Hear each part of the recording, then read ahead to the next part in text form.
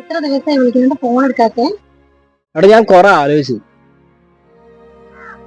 എനിക്കണ്ട് set ആവില്ലേ? എടാ, 2 വർഷം നമ്മൾ തുടങ്ങിട്ട് നീ മറ്റേ തോട്ടണം പറയുന്നത് കേട്ടാ. ഈ പണ്ടത്തെ പഴങ്കഥ പാടല്ലേ, സ്റ്റോപ്പ് ആയിക്കാളും, എനിക്കിത് താല്പര്യമില്ല. ഓക്കെ,